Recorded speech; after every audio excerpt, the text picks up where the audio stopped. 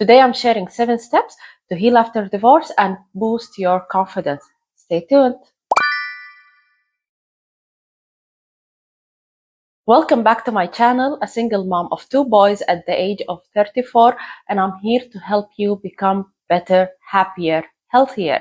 So today we are going deep into our emotions. Grab a pen and paper because I will give you 7 practical steps to heal over the feeling of shame after divorce or after a toxic relationship or an abusive relationship. According to Dr. David Hawkins, he said that the subconscious are divided into levels according to their energy frequency, and today we will talk about shame, which is at frequency 20.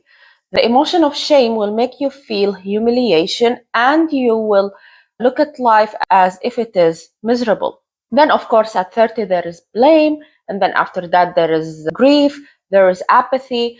I will create a series more about how to heal from all of these emotions.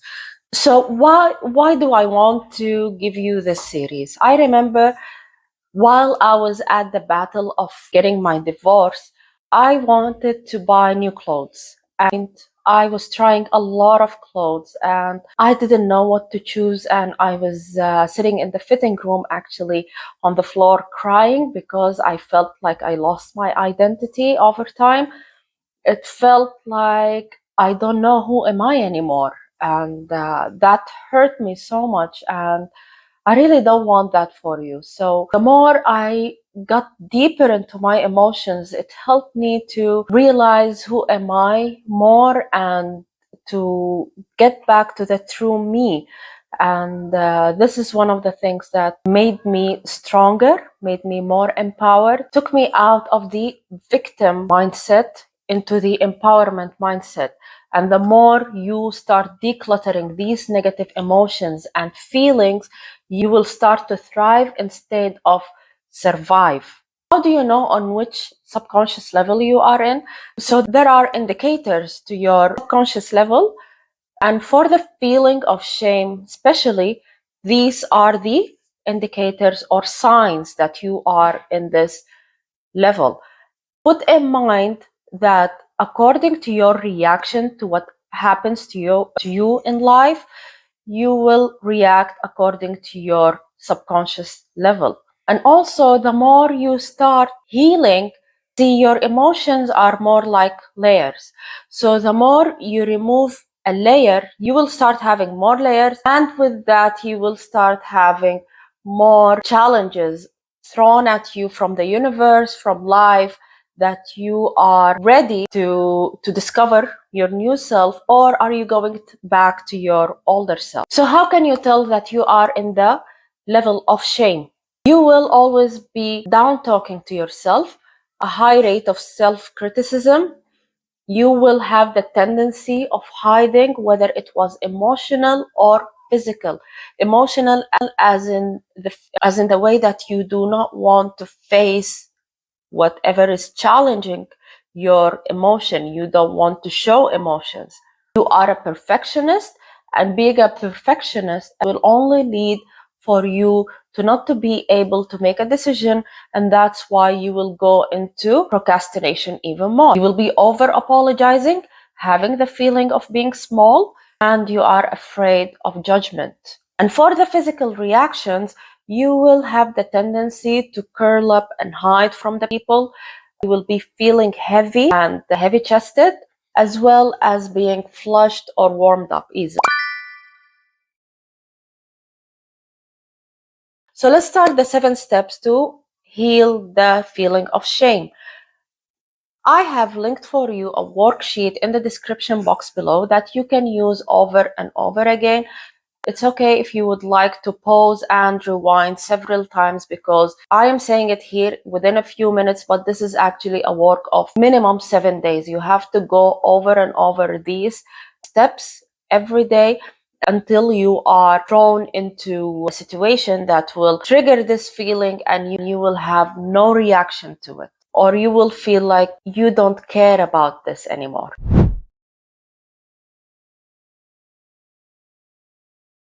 Step number 1, take 10 to 15 minutes in a quiet space and ask yourself the following questions. Number one, what's the situation or memory that triggers the feeling of shame?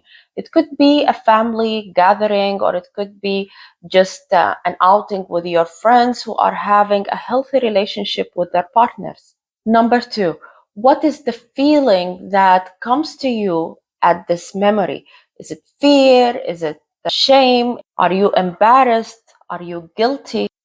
And the third thing is, how does this manifest in your life?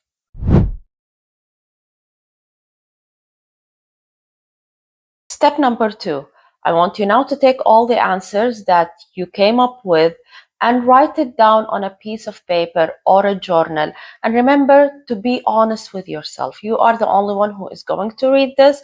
And also remember that there is no wrong answer to this. Whatever you are writing down, this is the actual answer. This is true because you are talking about your feeling, and no one will know you better than you. It is very important that you write it down on a paper or journal, because this, do not use an iPad or your laptop, because you want to transform it into reality and to connect your sight with your mind, with the muscles in your hands, of your ears, because this way you are decluttering this emotion one by one. And remember that your subconscious is actually a baby, so you need to deal with it as if it is an actual baby, step by step, one by one.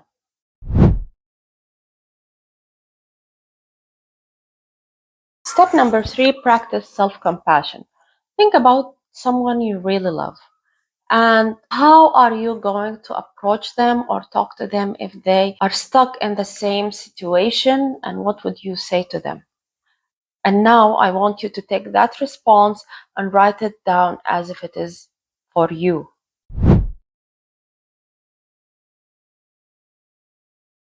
Step number four, a compassionate gesture. I want you to take the day off, go to a spa, treat yourself with something that you love, because you actually deserve it. You have gone through a lot, and it's okay to award yourself once in a while.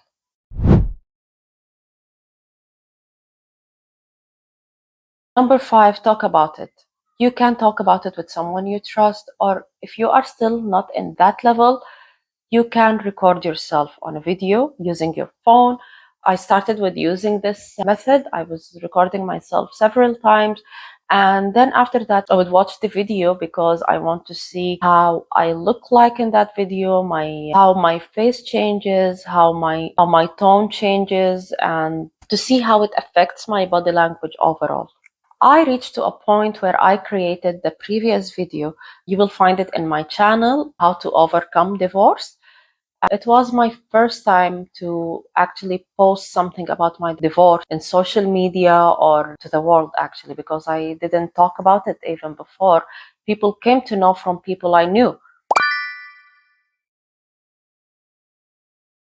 or from people that were with me through the whole battle. But for me to know that I healed from the feeling of shame and from the feeling of fear, that I created that video without feeling that I need to curl up or cry or being afraid.